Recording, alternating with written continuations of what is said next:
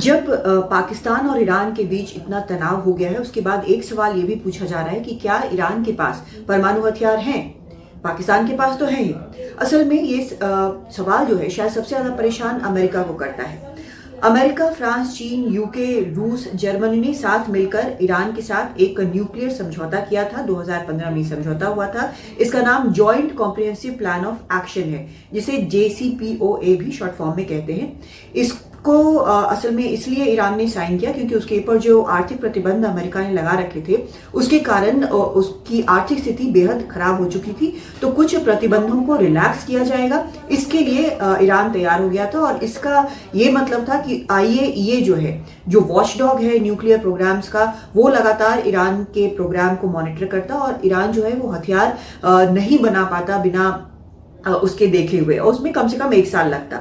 लेकिन अब क्या हुआ है कि 2018 में उस वक्त के अमेरिकी राष्ट्रपति डोनाल्ड ट्रंप इस समझौते से बाहर निकल गए, ये कहकर कि इसका कोई फायदा नहीं है। बाकी देशों ने इसका विरोध भी किया कि इससे बाहर नहीं निकलना चाहिए, लेकिन वो इसके लिए तैयार नहीं हुए।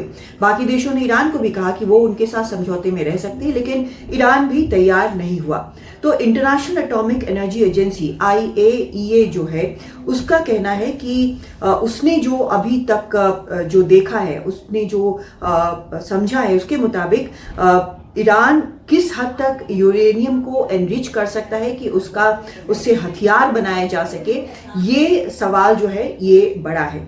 तो अक्टूबर 2023 तक उसको जो समझ में आया है, उसके मुताबिक 3 हफ्तों के अंदर 5 परमाणु हथियार बनाने लायक यूरेनियम ईरान जो है वो तैयार कर सकता है। लेकिन हथियार लायक सब कुछ तैयार करने में, प्रक्रिया पूरी तैयार करने में, तब भी कुछ महीने से साल भर तक का वक्त जो है वो ईरान को लग सकता है। लेकिन क्या कोई भी परमाणु देश जिसके पास परमाणु हथियार हैं, क्या वो किसी भी लड़ाई में सीधा परमाणु हथियार का इस्तेमाल करता है? ऐसा आमतौर पर होता नहीं है। और अगर परमाणु हथियार होते हैं तो लोग ज्यादा इसको कहते हैं कि डेटरेंस के लिए, रोक के लिए होते हैं, न कि इसको इस्तेमाल करने के लिए।